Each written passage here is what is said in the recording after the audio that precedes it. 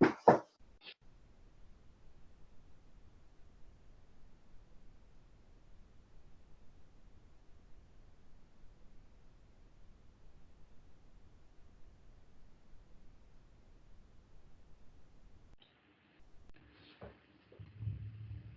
goedemiddag allemaal. Fijn dat jullie er allemaal zijn. Ik zie het aantal deelnemers oplopen. Ik denk dat er nog, als het goed is, van 100 man bij komen. Maar ik wil toch beginnen met de introductie. Eerst even een aantal spelregels. De voertaal is voornamelijk in het Engels. Dat zijn jullie ook gewend, volgens mij bij de Tech Trend Radar. Mochten jullie nou problemen hebben om via de chatfunctie je vraag in het Engels te formuleren, is dat geen probleem. Stuur het gewoon in het Nederlands en dan zal ik het reframen voor Jason. Het kan zijn dat niet alle vragen beantwoord worden. We hebben best wel wat tijd uitgetrokken voor vragen, dus we zullen ons best doen dat zo goed mogelijk te doen. Mocht dat toch niet het geval zijn, komen we er later op terug. De livestream wordt opgenomen. Dat doen we zodat het ook na afloop teruggekeken kan worden. Dus het verzoek is eigenlijk om je camera en geluid uit te zetten. Dat dit levert het rustigste beeld op voor iedereen. Want anders verspringen iedere keer. Er springt het schermpje onderin aan. I'll switch to English now. Let me first introduce myself. Welcome to the Dutch Association of Insurers. I'm Martijn Minkenberg, the Innovation and Strategic Partnership Lead at the Dutch Association. One of the things I'm currently working on is the Corona Service Platform. A platform with 16 partners helping members deal with the post-corona era. If you have interest in joining or have questions about it, please contact me. Next to that, I'm the innovation lead, and that's why I organize regularly awareness meetings about trends in the external world and bring them into our world. One of the means to that is bringing in MunichRE with their Tech Trend Radar. And I'm very proud again to have them here for the third time in a row. The number of people joining is increasing every year. Well, obviously, having a live stream helps. So today we are the virtual guests at MunichRE, our long-term valued partner in identifying and weighing trends. We know MunichRE as a long-standing reinsurer, sharing risks with insurance companies all over the world. And obviously the current situation around COVID demonstrates the need for atomizing risks. You still need strong partnerships to carry them. And the demand for reinsurance has decreased over the past decades. So with the mission of MunichRE to transform knowledge into progress and provide new, innovative and better risk solutions, they have started anticipating trends and developments in the insurance markets. So that's a key element of the proposition. And therefore, the Tech Trend Radar was sort of invented. Probably I could talk a bit more about MunichRE, but I will give the floor to the Chief Technology Officer, Jason, shortly. So for the agenda for today, we will first start with basically we touch three megatrends. The first being resilience, the second being cybersecurity, and the third being the future of digital insurance value chain. And after that we have questions. The reason we do this is because we cannot discuss all the trends. And secondly, the trends are intertwined. So they're not separate things happening in a separate environment, but they're all affecting each other. Now to my introduction of Jason. Let me see, Jason. You recently joined MunichRE as a Chief Technology Officer. Whilst based in London, you have an international remit and work all over MunichRE subsidiaries and businesses. Your mandate is to work across business units to define and deliver on MunichRE's IT innovation strategy, concentrating on new agile product development and innovative business models. Wow. Your background in machine learning and new product development with a focus on lean and agile development methodologies helps you, obviously. And you have experience with Bloomberg and Thomson Reuters. Jason, can you take it from here? And my question to the participants is to, again, if you have questions, put them in the chat. You can use the small text box that's on the black beam in front of you, and then you start with the Vergader chat. Okay, Jason, here's to you. Cool. Thank you very much for that introduction. I'm really happy to be back with the Institute of Dutch Insurers. I've got my coffee with me, so I should be good to go. Last year was my first year at the Dutch Institute of Insurance, and I really had a great time. It was great to meet you all. I must admit, my funniest moment was when I met Martijn, and I asked him where the nearest coffee shop was. I met him about an hour before the presentation and asked him that, and the look on his face was so scared. I will never ever forget that. So I've got my coffee here with me, and it reminds me of you, man. Cool. Great. So what I'm going to be talking and running you through today is the technology trend radar. Before I get into that, I just wanted to explain what the technology trend radar is and how we bring it together. So within MunichRE, we are firm believers that the traditional insurance formula has been modified. Traditionally, certainly within reinsurance, it's all been around capital and risk knowledge. That has been the basis for our business. But we understand that technology has amplified everything.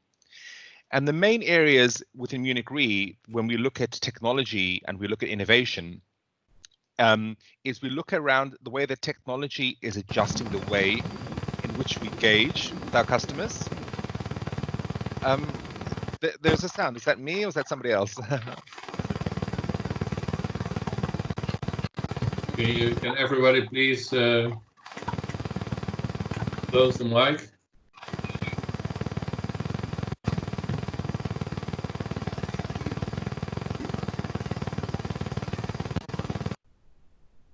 Cool. It sounded like somebody was taking a helicopter somewhere. Wherever you're going, I hope you're having a great time. Cool. So technology, when we look at it in the aspects in three main things. One is that it's changing the way we engage with our customers. Two, it's changing what we insure. And three, it's changing the way we understand risk. So with that in mind, that is how we think about innovation and technology research. MunichRE has been doing the trend radar now for over 6 years.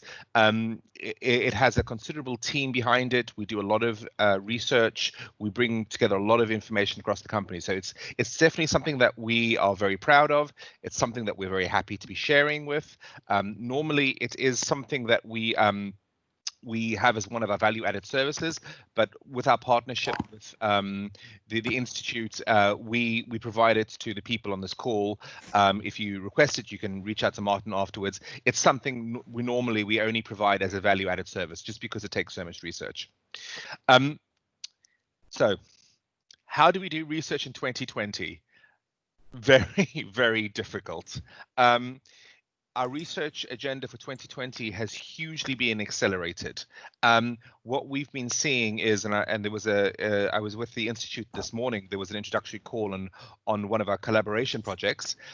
Somebody said there, I think it was the chairman, said that COVID has pushed things 5 years in advance. It's accelerated the rate of change. So we've had to take this into account when we've been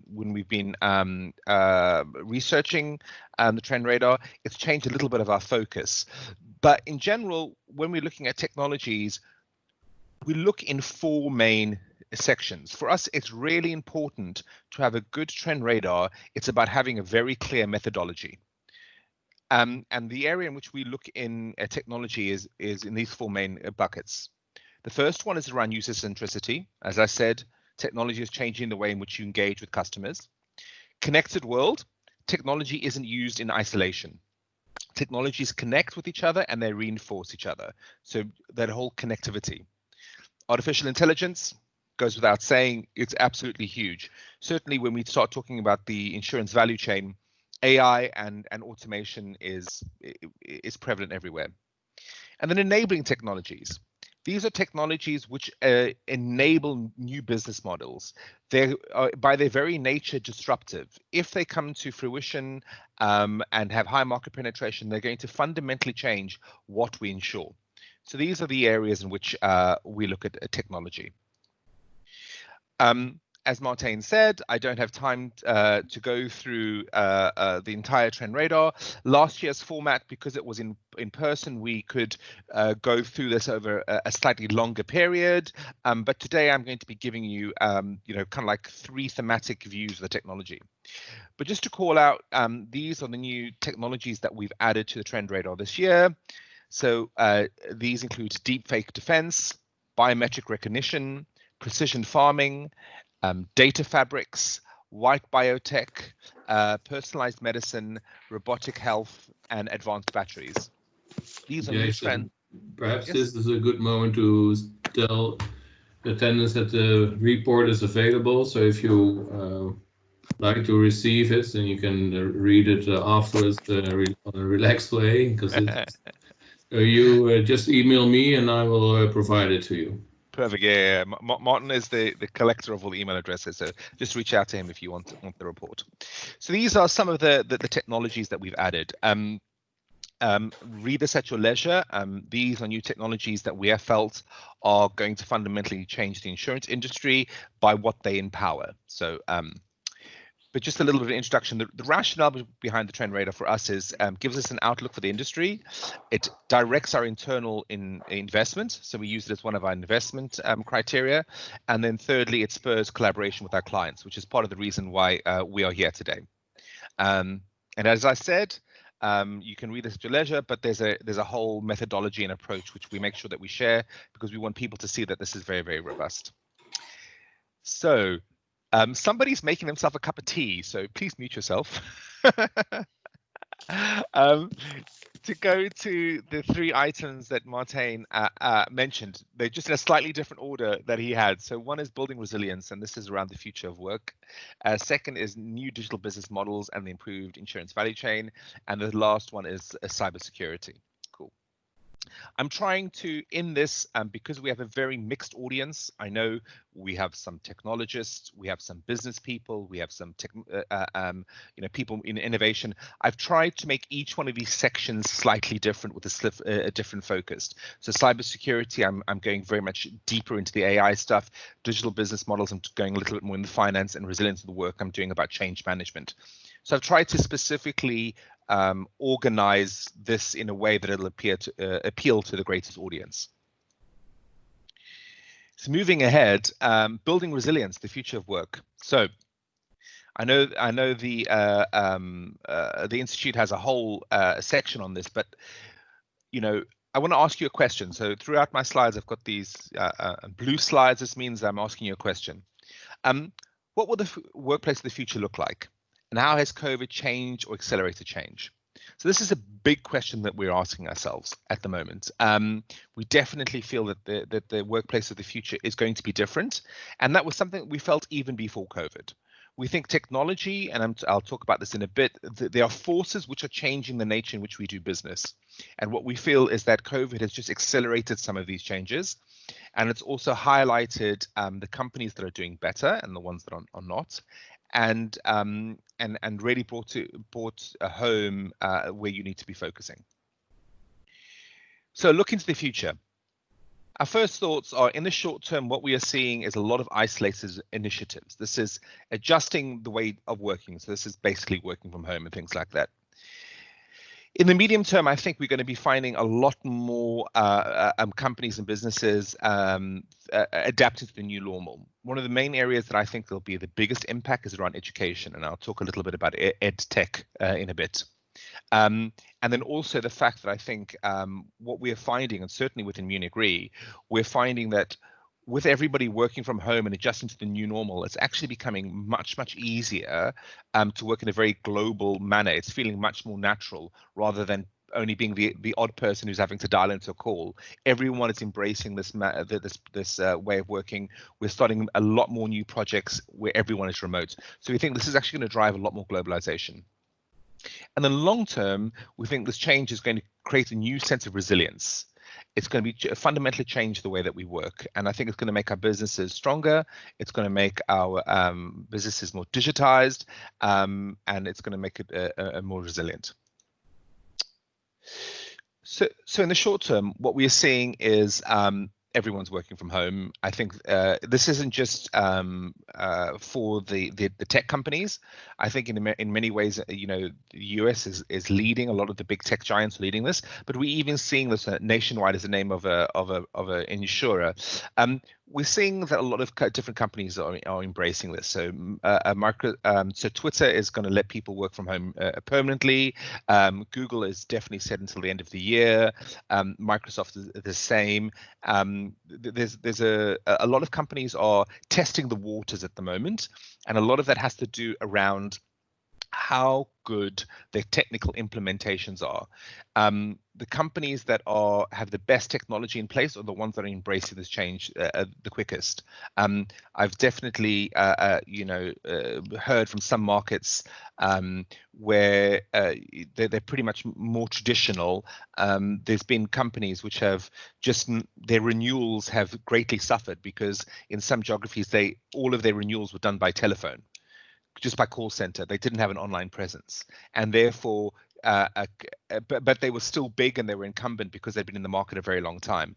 And now, you know, the number twos in the industry are making a big headway because they have a digital presence. So embracing technology has been a big factor. But if we talk about, okay, people are working from home, but what do people think about their productivity? So this is some research that's been conducted, and people are feeling that they are still very productive. They're feeling that in majority, they feel that their productivity is excellent. They feel that their colleagues' productivity is excellent. Their collaboration with their colleagues is excellent. So, just hearing from people, and research, is showing that people are still productive.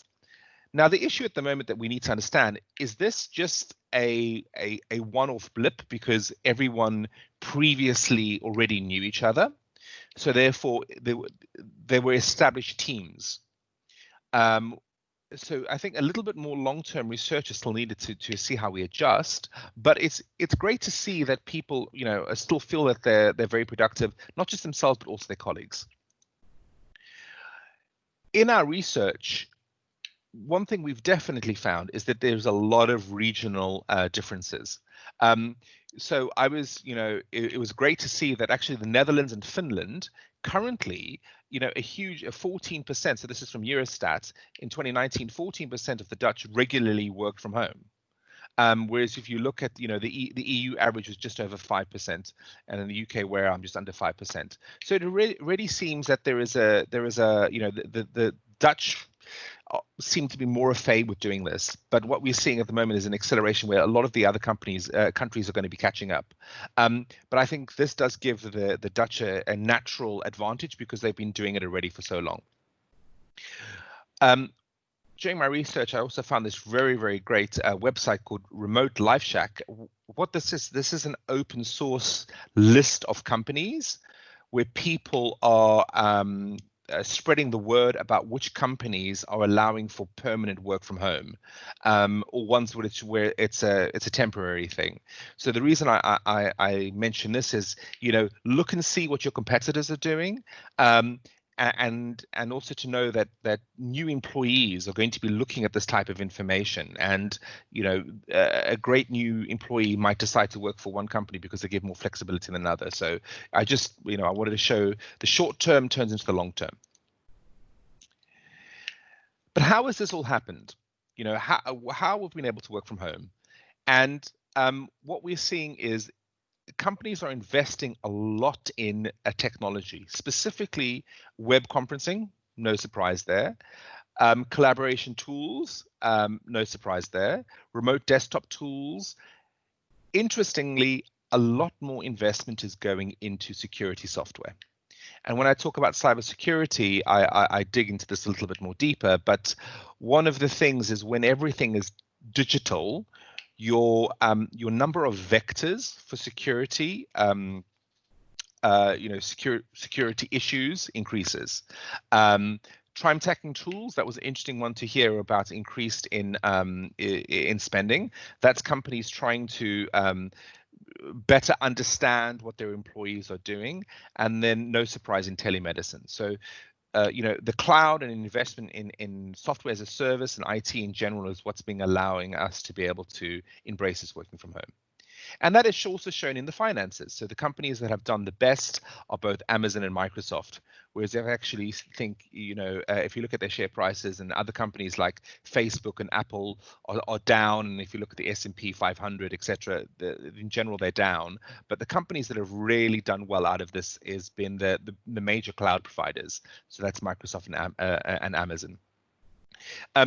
What this also told us when we were doing our research, last year, we actually removed cloud computing from our trend radar. Our thoughts on this was, everybody knows about it. Everybody's embraced it. Everyone is using Teams and Skype, etc. And what we've actually found researching is that we probably removed it a little bit too soon. Many companies and firms, whilst they might have the tool, they weren't using the tool, or the people weren't quite sure how to use the tools effectively, because they naturally always fell back to, well, we'll just meet in a meeting room, or we'll draw on a whiteboard or something like that. So we actually think we removed cloud technology and collaboration tools far too quickly from our trend radar. And what this has taught us is that adoption by everybody is a much more important metric for us to be tracking, and it's definitely understanding what our clients and our competitors are doing. So that's something I just wanted to highlight from my own research. Jason, you have about -3 minutes for this topic. So okay, cool. I'm nearly done. I'm nearly done. Cool, I'm nearly done. Cool. So just look, Microsoft has seen 75% increase in Teams usage. When we come to the trend radar, and you look at, I've highlighted a number of technologies which relates to this. So everything from automated decision making to conversational user interfaces to knowledge graphs. There's a lot of technology which can support this long-term automation and changing work. So I've said stuff is changing, but what does that mean for us insurers? So if we're talking about, as I said from the first section, is thinking more of this from a change management point of view, we think CRMs and learning how to do business remotely is very important. We definitely think for things like brokers, etc., who maybe were used to having offices and meeting clients, CRM is a big tool that they need to embrace. Online sales channels are fundamental. Collaboration tools are very important. One thing we've also been hearing in the industry from HR people is that companies need to start monitoring for burnout, people are working a lot more hours. So it's something monitoring for how to learn how to monitor your employees remotely is important, how they're feeling. So cybersecurity is very important. The long-term drive is still there for business automation, and if it can be digitized, it will be digitized. So that's in the short term. As I said, for the long term, COVID has just accelerated things.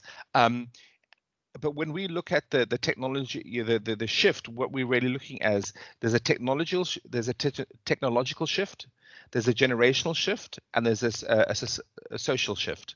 So when you're looking at your company, you need to be looking at this from all of those three angles. So it's planning for the future talent needs, it's enabling automation, and it's supporting new working models. So certainly within MunichRE, and what I've been talking here a lot here is around the technology, but we're making sure that we look at a holistic approach when we're looking at the future of working and resilience. The framework that we're using is toolset, mindset, and skill set. That's when we're adjusting, and one of my colleagues who's actually on the call at the moment is actually leading this entire initiative, a guy called Michael. But it's not just about work. The other major impact that we're looking at is around education. So if we look at some news articles from a couple of years ago, people were questioning the value of online degrees. But if we actually look now, they're becoming the norm. So both Cambridge and Harvard University are going completely online at least till next year, middle next year. And this is going to fundamentally change. People go into work using the skills that they've learned from when they've been studying. And what we are looking at in MunichRE is, within the ed tech and the education, how this is research from University Affairs, they feel, there's going to be more truly fully online degree courses, but what's going to be the real change is a lot of much more blended and hybrid learning, where a lot more is going to be happening remote. So the reason why this is important for us is we're thinking about where will our future talent come from? Maybe it's time for us to look much, much broader and understanding when the top talent comes from a certain university, just because you're located near to them doesn't necessarily mean they're going to be hired from you. So we're looking at the long-term nature of education, and a lot of technology is fueling that. So the questions I want to leave you is, where will we be hiring our talent in the future? And how will the students of the future wish to work? Will working in an office be the norm in the future? This is a really interesting one. If you can work anywhere, how much should you be paid? Facebook Mark Zuckerberg released something where he was suggesting that, if you decide to go live in the Midwest or somewhere, and move away from San Francisco, expect your salary to be dependent on where you live, not where you're working or where your base of work is going to be. And then this is another long-term impact on property market. So being in London, I'm definitely thinking about this, but the New York Times says Manhattan faces a reckoning if working from home becomes the new norm. A lot of expensive property will be empty. So those are the questions that I want to leave you with to think about. I'm just done with this section, but just to give an open offer of help, MunichRE is actually one of Microsoft reference customers. So if you're ever interested in, learning about how we've adopting to change and embracing the cloud or whatever, please feel free to reach out to us. We're happy to share our insights. We're here to help. We've put a lot of time and effort into this, and we're happy to share with the industry. That is my first section done, and I think I'm kept on time. Did I keep on time, Martijn? Sure. Are there any questions that I should be answering now before I move on? Not yet. Okay, perfect, great. I can't see the chat window, so if anything important comes up, please just nudge me. I will. Cool. So the next area of theme around technology is going to be around new digital business models and improving the insurance value chain. So again, I've taken a little bit of a different tack with this. I'm going to go from a slightly more finance point of view and innovation, scouting, and startups. So when we're looking at new business models within MunichRE, obviously, being a reinsurer, we have the long-term view in mind. So what we actually do is we have committees that think about new and upcoming and potential risks. And one of the things we're always asking ourselves is, what do people want? What do they prefer? So, we do a lot of business in the United States, and, if people would be given a choice of an insurance policy or a dedicated fire crew, during, this is in California where you've got a lot of wildfires, which would people choose? And what we're actually finding is that if you've got a beautiful home and you're wealthy, people are actually choosing to have dedicated fire crews, because even though the insurance will pay out if something happens to their property, there's some things that just have sentimental value and are irreplaceable. But the issue we have to think about was, if there's a way of managing risk, who pays for it? So in our business, certainly in because MunichRE does a lot of natural catastrophe, this is something that we're having to think about. This is a slide I actually used last year at the institute. I mentioned this one. Actually, I had, rather than generalized treatment, I had vaccines. So what are people, what would people rather want? Personalized medicines or generalized treatment? So personalized medicine, medicine that's going to help you specifically. And what we're seeing is there's new business models coming along because personalized medicine is very expensive. So what we're seeing is new business models arriving, which are pay on results. So this is something that's been happening. A few companies are trialing with medicine that's based on DNA sequencing. It's very expensive, and you only pay if there's a positive result. So we're seeing new business models being driven by new technology. But those were two very, very specific use cases. In general, if we look at 2019, so this is pre-COVID, if we look at a global outlook of where InsurTech was investing, we see the two biggest areas are in auto and home, so vehicles and home. That's where the majority of the investment is been going. In general, things have been going up and up and up. So that's where a lot of investment's going. But that's just looking at the from a business line point of view. If we actually try and cluster where the investment is going from, looking at what the products and technology is, what we find is 63% of the investment has been around business models relating to platforms and marketplaces. And this is the only highlighted piece of yellow text in the entire presentation. So please, I can only stress how important this is. But there's a lot of disruption. A lot of startups are wanting to invest in changing the way in which people buy and manage their risks. So buy insurance and manage their risks. It's about disintermediation. It's around connecting buyers and sellers. There's a lot about markets and platforms. This is absolutely huge. There are billions and billions going into investment in these areas. So I wanted to highlight that. But that was for 2019. What has been 2020? So MunichRE, we have both innovation scouts we have an innovation scout division, which is a number of people based in San Francisco, the East Coast, West Coast, Europe, Israel, and Asia as well, looking at funding and what's happening within startups. We also have a VC fund that we actually invest in companies ourselves. So we are always looking at what's happening in the market. And what we've seen is that VC funding has become a lot harder to get over the first couple of months. And what we've seen is there's been a switch to startups where they're investing.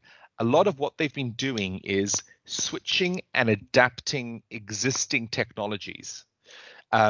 An example I will give is there's a firm which previously did technology which tried to help you track your people around a mine. So, for health and safety, making sure, you knew where all your people were. So if anyone went missing, you could find them again. That same technology now has been adapted to help companies in manufacturing understand which people have been nearer to each other, so that if anybody comes down with COVID, you can actually very seamlessly track who they've been in contact with. So a lot of people are switching existing technology. Mostly this has been around diagnostics, therapeutics, the production of ventilators, and also the rapid manufacturing and logistics of PPE, so equipment. A lot of this has been powered by 3D printing and really advanced manufacturing. We're seeing governments wanting to invest in a lot more into 3D printing as their safety net, rather than just having lots of supplies stored. They want to be able to manufacture the equipment they need very quickly. This is going to change what we can insure, and it also is going to change in how we manage risk in the future. So we're seeing, money in the insurtech space changing. What does this mean for insurance? If we are looking for new business opportunities, we need to understand that this period of change we're going through is going to be a period of consolidation, and it's going to be a period of creating of new opportunities. Some companies will do very well out of COVID and for this year. So if we look back, the last financial crisis, both Uber and Instagram came out of the last financial crisis. And we're going to see a lot of the similar stuff happening around those companies I said, around manufacturing, around platforms, disintermediation. So as a company, we are continuously looking at potential new business models and people on the rise. One, because we want to be able to invest in new business models, but secondly, a lot of companies are made because of the insurance they can get. So I think about Uber and Airbnb. Those are both large firms, and the reason why they were successful is because somebody was willing to insure them. Uber would be nowhere if nobody insured the drivers. Airbnb would be nowhere if nobody would insure the apartments. So we are looking around not just for new technology that we can use, but we're also looking for new technology or business models that we can insure. And so I just wanted to stress that. Certainly around COVID, we're seeing diagnostics, prevention, care, treatment, and management supply chain as the biggest areas of investment and startups. So this is an area that we're actively looking at. When I look at the technologies around the trend radar, there's an absolute, ton of them that are going to be helping to assist new business models. You will get this at the end, and please review this at your own leisure. But one of the things we do within the trend radar is for every trend, we map it to the insurance value chain. So here are just some examples of some of the technologies that we are thinking are going to hugely affect the insurance value chain. Everything from product development to underwriting all the way to claims. So these are some of the big ones, things around fraud detection, remote sensing, so that's being able to assess risk remotely, IoT, data analytics. These are areas that we think are technologies that are going to hugely affect the insurance value chain and that we are investing in. So I wanted to share our opinions on that. The other thing, when it comes down to new business models, we're looking at this from multiple angles, and there's a framework that we use. It's called the liquid ecosystem. And what this framework is very, very helpful for is technology can affect multiple lines of business. So what we need to do is we need to map the technology to not just one line of business, but to multiple. So for instance, if we look at things like customer experience, improvements in customer experience will help, home, they'll help mobility, they will help, life and health, they will help, property security, everything. The cloud will do the same. Cybersecurity will do the same. So one of the things when we're looking at, MunichRE is in multiple lines of business. When we're looking at technologies, we have to think, how can this technology be affecting in multiple lines of business, so we can choose a technology that's worth us being investing in. And so I just wanted to bring this to your forefront when you're thinking about your own investments and technology that you want to use. So why is this why is this important? As I said, it's going to affect your investment and where you should be looking at.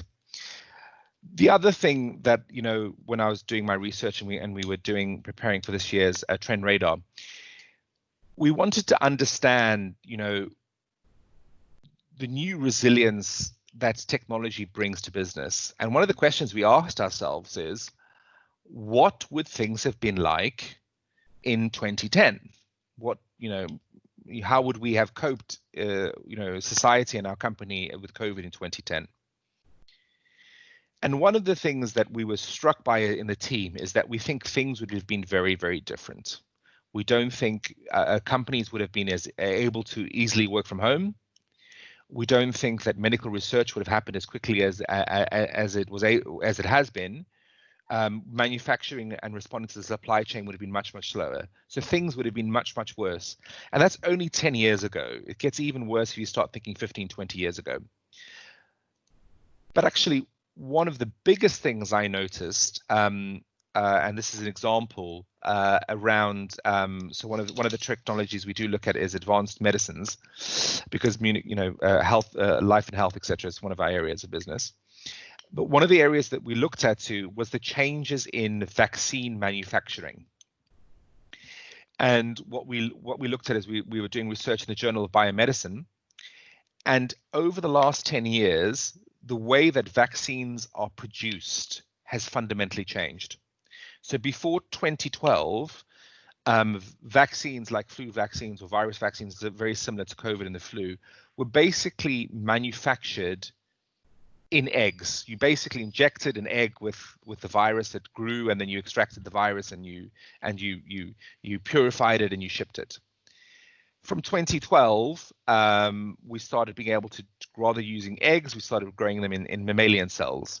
And then from 2013, we were able to actually create vaccines directly from DNA. Now, why is this? Why do I mention this? I mention this because the first way of producing vaccines from a number of years ago basically would have meant that we couldn't scale very quickly to be able to create a COVID vaccine. This is manufacture, not research. Which meant next year, when it came to distributing vaccines, biopharmaceutical companies would have had to choose between developing a COVID vaccine or developing a flu vaccine. Just because in a year, you can't increase the amount of production and manufacturing. It takes a long time. So 10 years ago, that would have been the stark consequence that governments and biopharmaceuticals would have likely had to make. But since 2013, because we can generate vaccines from DNA directly, we can now easily and much faster increase production. So I just give this as a tangible example of how fundamentally this drive towards innovation and technology and improvement is fundamentally changing our lives in many, many ways that we're not even aware of. And when we were doing our research and we were looking at the improvements in this, we were, as a team, we were absolutely struck by just in the last 10 years, the improvement in research in this area and what this fundamentally means to the way that people can be treated, and therefore what that fundamentally means to us as insurers. So I thought I would share that as a fundamental change. So I've been doing a lot of talking. Let's double check that there's no questions. Great, perfect. Still going strong. Still going strong. Yeah, great. I wish I was there. It's always better when I can see you guys in person, but luckily my coffee's keeping me strong. So the last topic, and as I said again, I'm going to be taking this from a slightly different angle. So cybersecurity is a line of business that MunichRE has been investing a lot in. We are one of the biggest cyber insurers, looking at personal as well as business lines, etc. So this is an area that we do have a lot of investment in research in. So I'm going to go for this from a slightly more technical angle, bringing in some of the machine learning and AI components and sharing some of my technical insight into that. So one of the things that we've definitely found over the last 6 months is the number of cyber attacks has hugely increased. So Information Security Magazine has said there's a 6 times increase in the level of cyber attacks. Why could this be? So part of it is that hackers know that companies are having to adjust for people working from home. So some companies, if they didn't have the systems in place, they're relaxing some of their security policies. They're allowing people to work from home laptops and use other different tool sets, etc., because they just have to work.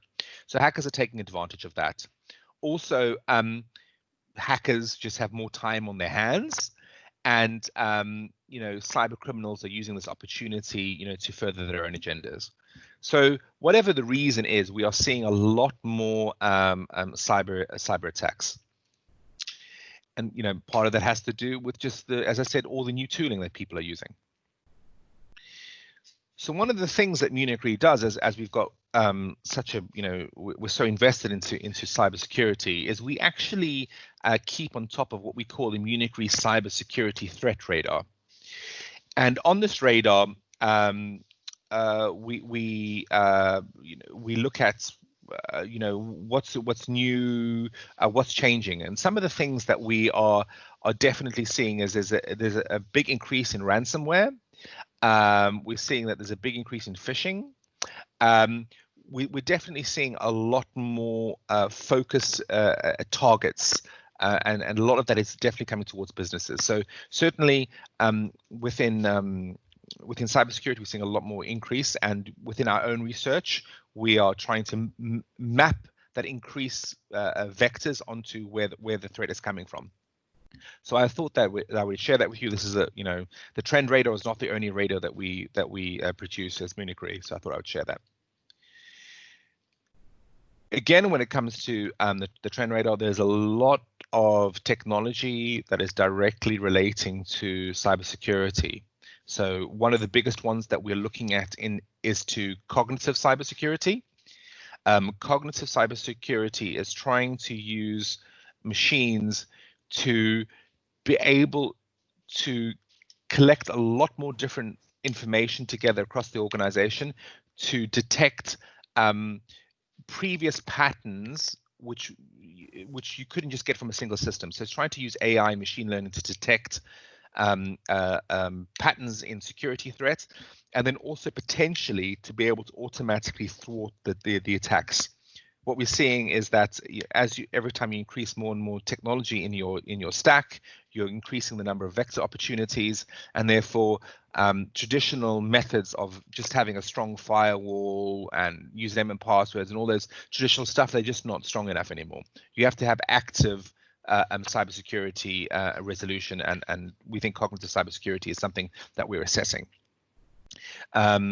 Another area that we've been looking at is around deep to fake defense. So for those of you who don't know, deep fake is when machines using general adversarial networks are able to create images or fake videos or sound that a human, you can't really tell the difference. It looks like it's a photograph.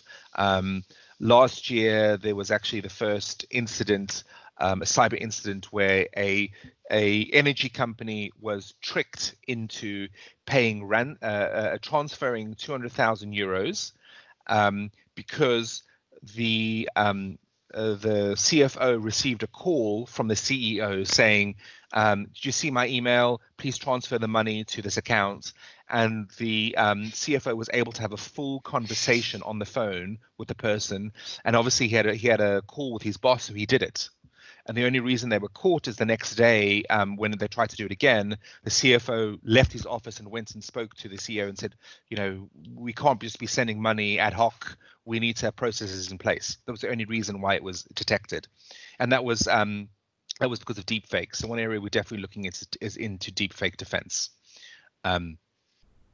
So just looking at some research on cybersecurity and the way that companies are handling this, we see from 2016 that a lot of companies are thinking about cybersecurity. This is both businesses and charities. They are getting better at telling their staff about it and understanding the risks, so it's on their mind. But when you look a little bit deeper and you actually understand, okay, it's on their mind and they're doing rudimentary things, a lot of them are not fully understanding when they run a cybersecurity report, what to do with the results. They're not necessarily always thinking about, okay, when you engage with a supplier, what is their cybersecurity policy? So we're, certainly, MunichRE, as I said, is a reinsurer of cybersecurity. This is a lot what we're looking into. It's about the maturity of firms and how they're adapting. We're seeing people understand the threats, but maybe potentially they're not fully understand how they can protect themselves. So what I wanted to give here is a couple of ways in which we are researching to be able to protect ourselves, being able to use technology. So, okay, cool.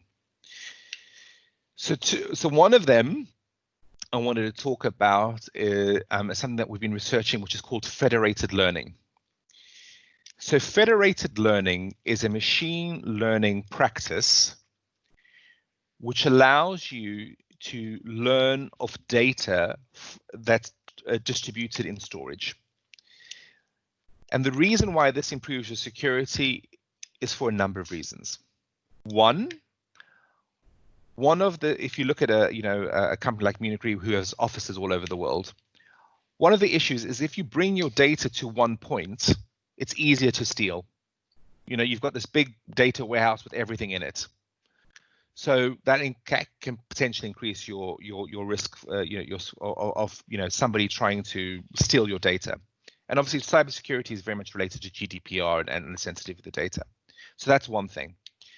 The other benefit of this is if you can train data remotely, potentially people who might not necessarily be able to or want to share their data with you can be able to at least allow you to train on their data in an environment where they have control.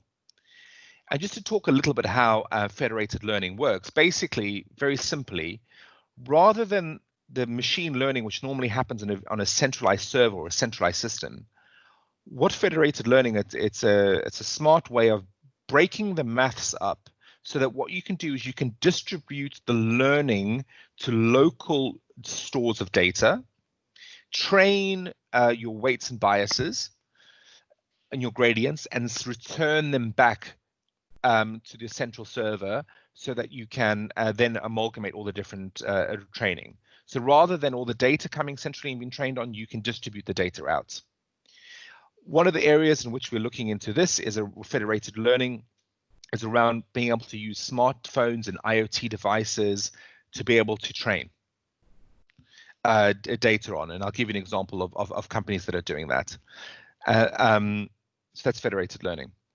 So the use cases allows the sharing for insights from smartphones or wearables. Training of data where third parties do not want to or are able to share the data. It allows for collaboration across companies. So two insurance firms or two firms, they might be able to, train an example might be total lifetime value model. So a model which can help you to predict the total lifetime value of a customer. Now, you don't want to send your data, or you're not able to send your data to somebody to be able to train on that. But now you might be able to, find a way that you can merge your data, create a model that merges both your data, but the data doesn't leave your data centers. So collaborating across companies. And then importantly, GDPR data is not sent out of jurisdictions. So two startups that are working in this space. One is called Doc AI. What they're doing is using federated learning to allow people to be able to opt into clinical trials. And the data that they collect on their phone, whether it's health data or whatever telemetry that that they input onto their phone, they can then decide to donate that data to a clinical trial, but the machine learning all happens on the phone. The data doesn't leave the phone. So this is something that Doc AI is working on, and they're calling it data trials. For things like diabetes, chronic diseases that people might have for a long time. We think this is an area that could show a lot of help because people are more willing to share their data if they know that it doesn't leave their device. The other one is a company called MunichRE. They're using federated learning to enable bank assurance sales operations in cases where entities were not allowed to share customer data legally. So this is an example I used when you might have, two firms, they want to get insights into their customers, but they're not allowed to share their data.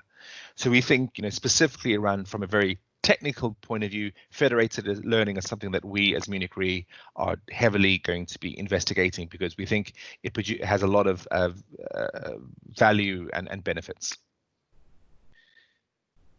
Second thing I wanted to talk about from this much more technical point of view is adversarial attacks from AI. So just firstly, to define an adversarial attack. An adversarial attack is when somebody understands the way that a machine learning algorithm works.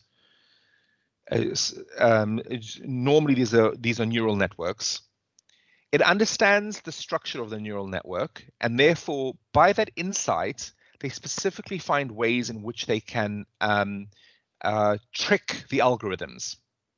The reason why people are able to do this is, in general, the approaches that neural networks are and the structures of neural networks come from academia, and therefore they're actually quite well known.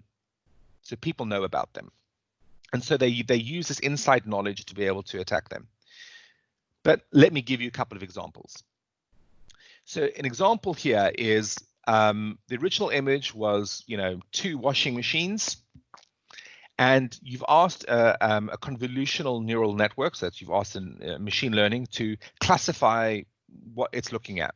And the machine says, oh, that's a washer. I can see that's a washing machine. The person then is able to tweak the image. Now, the important thing is they're able to tweak the image in a way where they can determine what it will do, and they're able to trick it in such a way that a human cannot perceive the change. That's one of the important things for very advanced adversarial attacks. Now what they've said is they've been able to adjust the image, and now the machine thinks that it's a safe. Okay, and then they adjust it again, and now they think it's a loudspeaker. Okay, why is this of importance to insurance? One of the things that we are seeing is people are using remote damage assessment as one of the things that, being automating the insurance value chain. Can somebody take a picture of their busted car and the machine, automatically calculates the damage? And what we need to be able to be aware of is that, where there's money to be made, people will find a way of using it. And so we expect, in the same way that people previously were photoshopping, damaged images, people will start using these type of attacks, specifically as they can direct the algorithm to the final answer that they want. So this is one example. Another example, which scares me, but people have worked out how to make autonomous vehicles misread signs on the roads. So on the left-hand side, you can see this is clearly a stop sign. Somebody has worked out, understanding this neural network that's been used by this autonomous vehicle. They adjust it in a little way. They can make the autonomous vehicle think that this sign actually says 45 speed limit. That is worrying, very simply, the fact that you're able to do this. But the good thing is people are aware that, people are starting to do these adversarial attacks. So new techniques are coming out to be able to protect neural networks from this type of adversarial attack. They break down, and for this is the only place I've linked to a research paper. They break down into black box attacks and white box attacks. So basically, depending on, does the person have access to the neural network during train time? Because one thing you have to be worried about is people fraudulently inserting training data into the training of a network, because they want to be able to control the network. That's one way. Or second way is people just understanding the topology and the makeup of the neural network, and therefore being able to, from the outside in, attack the neural network. Most of the ways in which you protect yourself from this type of attack is around adapting the way in which you train your machine learning. So the examples here I've used have all been around imagery and vision, but the attack isn't just limited to there. It can be around text, it can be around audio. So, you know, a lot of insurance companies now are using, you know, automated, you know, phone recognition and things like that. The attack can be used on anything. But the key here is understanding that when you are training the machine learning or the neural network, that is when you create the protection. It's not at runtime. I have a question, Jason. Yes, yep. I was wondering, are you actually against sort of open platform algorithm development, or? No, not against that at all. What it is that people just need to be, they need to be aware of the risks and the dangers, and they need to put the appropriate technology in place. That's all that I'm saying. So certainly, I think the future, you know, these neural networks is going to be everywhere. It's just when you're designing the networks, you need to be smart, and you need to think that people are going to try and to attack it. And build that in mind, and a lot of that has to do with the training techniques. Unlike other cybersecurity practices, which are all about creating walls or barriers, with machine learning, when the algorithm is running, it's too late. The protection has to be in train time, not in runtime, and that's the reason why I call this out, because it's very different from other cybersecurity threats. Cool. Okay. And 15 more minutes. Yes, thank you. That was me done. Well, how was that for timing? Was I good? Cool. Perfect. Okay, everyone, it's time to pose your questions.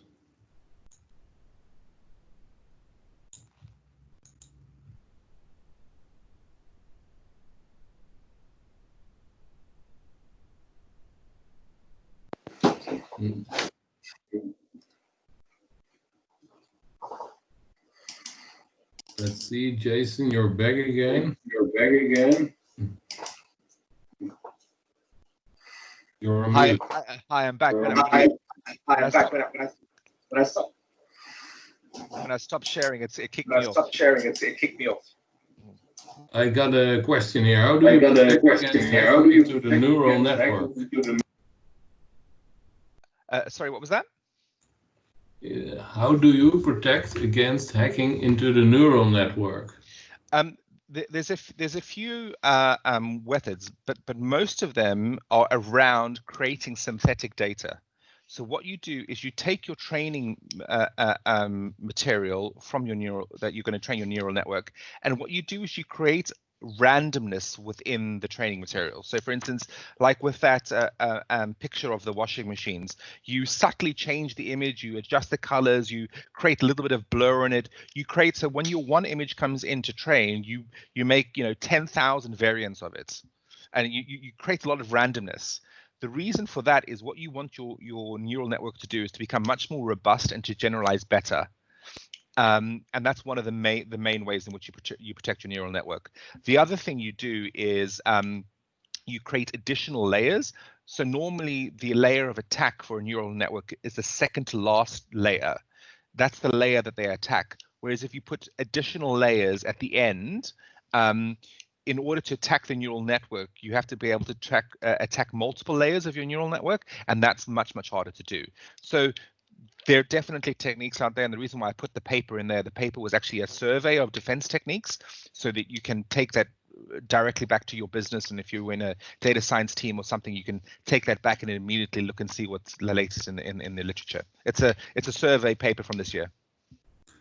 I have a question, Jason. The EU is really focusing on ethical artificial intelligence. Mm-hmm. How do you? What's your view on that? The huge trend next year or this year?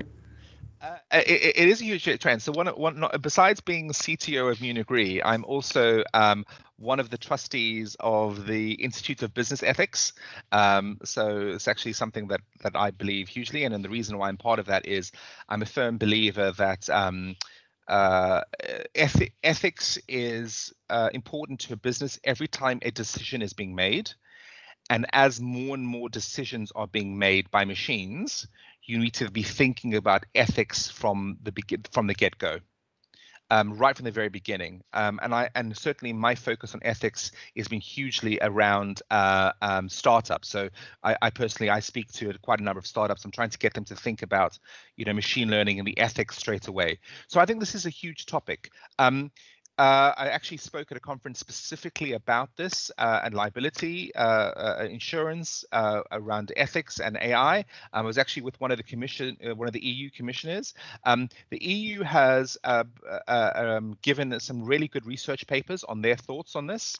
I think the EU is going to be coming and consolidating around a very good opinion on this. The EU's in general position has been around trying to create a safe environment for machine learning and ethical decisions, but one which is backed by explainability and trying to find the European way, which is a way of trying to provide people with a guidance, but also not trying to strangle innovation. So allowing people to have that freedom to innovate, but giving them a good network. So I think it's very, very important, and it's strong in the EU. And so definitely with myself, with MunichRE, it's definitely something that we think about.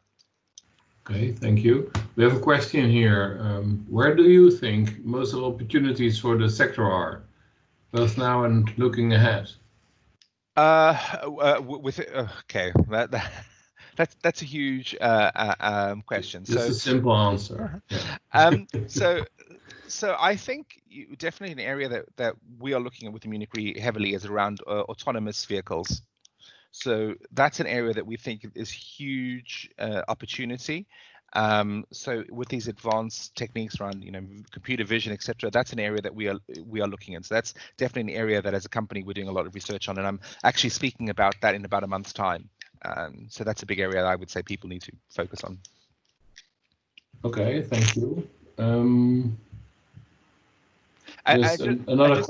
Just expand from that.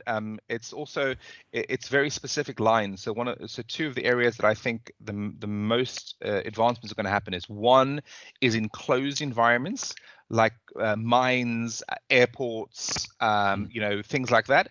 And secondly, a big area in the States that people are looking into is long distance trucking.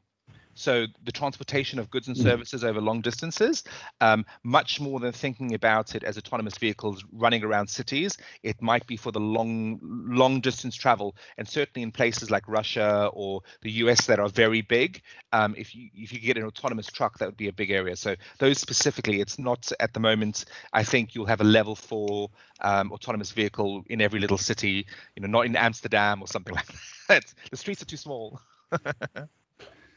Okay, I think we already covered this question. We have a question here. How do you involve the business busy with day-to-day issues into AI projects and or corporate startup collaborations? How do you do that? So the main way of doing that, I can understand the question. The main way that we do this is by partnering with our different business lines and asking them what are their major blockers to their business. And when we look at how to implement technology, we kind of look at around a few areas. One of them is around you're having problems with expense ratio. One of them you're having problems with loss ratio. One of them you're having problems with attracting market share. Some of them maybe you're having problems around growth. So we have a set of criteria that when we go to our business, we ask them, what are your problems? Normally the business will always articulate their problems for a business line in those issues. And then from those issues, we then have a set of technologies for each one of them that can help you to manage your loss ratio, manage your expense ratio, manage, all different parts of it. But for me, the real key thing is never to go to the business and say, oh, I've got this great technology. It's always like, well, are you having problems with your loss ratio? Well, by the way, I've got these things that can help. It's always translating into that manner. That's most informative, but it's very hard to do. Okay, thanks. There's still a question on if there will be a big topic on explainable or transparent AI. Yes, this is a big thing. Certainly, when it came to around the ethical decision making, I think the explainable AI is very, very important. There is still a lot of research going into it at the moment. What people are doing is they use advanced techniques to calculate the line of best fit, and then they use simpler models to create the explainability. I think there's a lot more research that needs to go into a truly explainable neural network. But I think within the next couple of years, I'm in touch with a few universities that are putting a lot of research into it. I think within the next 3 to 5 years, we will have an explainable neural network, which I think will be huge for the industry, because at the moment, none of us will create our underwriting pricing off a neural network because it's not explainable. But as soon as we can make it explainable and explainable to ourselves, our customers, and the regulators, then I think it'll be huge. So, but we're still not quite there. I still think it's 3 to 5 years away. Okay. Mm-hmm. I have a question myself. I saw you had this sort of big blobs of colors. Yeah. Saying some sort of home sweet home and smart mobility. Yeah. And there was blockchain, and I think there were some technologies sort of more in the middle. Yeah. How do you feel about the one so hyped blockchain technology? So within MunichRE, we are part of a number of blockchain consortiums. So B3I is one of them. We also have the Reinsurance Accounting Network. So we support blockchain, but we support blockchain as a technology and not necessarily all of the weird and wonderful use cases that came off it. So we definitely think blockchain as a technology has a place to stay. So for instance, 2 of the best use cases I've seen, actually one was Dutch. One was about keeping permanent records of quotes in a truly explainable manner. That was a great use case. Another one in the US, you have to keep insurance documents forever. Well, not forever, for a long time, certainly depending on the line of business. Traditionally, a lot of people in the US used to literally print them on CDs, big CDs. Many insurance companies still use that technology. The problem is no manufacturer is making any of these big CDs anymore. But they have to keep it. They have to keep this data. So we see blockchain as perfect for that. So I think it's a good technology, and I'm hoping now that the hype cycle is over, the valley of discontent, now the real stuff will happen. So we definitely support it. Okay, so it's not a sort of, you can easily go downward from here, of course. You're still quite positive as well. Yeah. But yeah, I'm just wondering. How is the development on the other big thing technology like quantum computing? It's sort of still like very much into the fog. But well, quantum computing is actually we have a number of actually PhD students who study quantum computing within MunichRE. And our board, one of our board members, will literally go to every quantum computing conference about. So it's definitely something that we believe hugely in MunichRE. The thing with quantum computing is there are different levels of quantum computing. And there's different benefits. So we do feel that in the medium term, when it comes to traveling salesman optimization, when it comes to portfolio optimization, quantum computing will create benefits.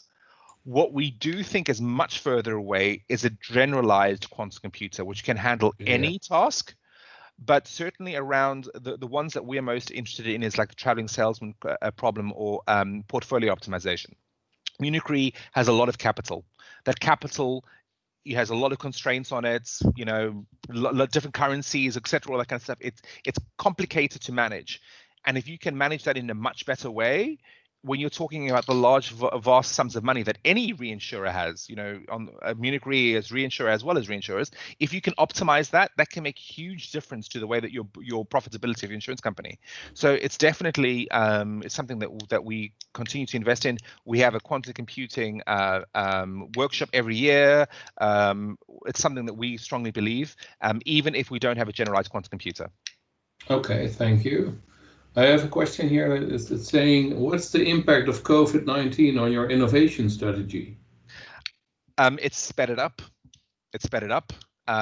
We've seen a lot of changes. So certainly from an internal point of view on the way that we are adjusting our internal systems and adopting new technology for collaboration, it's like everything is sped up.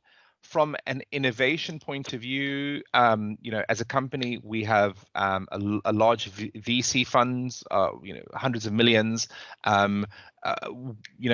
We are thinking of this time as opportunity.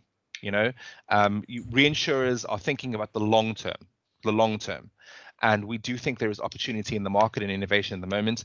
As I said, there are some very interesting startups coming up around, rapid manufacturing, drug discovery, data trials, all that kind of stuff. There's a lot of very interesting use cases coming up. So we have accelerated our innovation, throughput a lot more at the moment.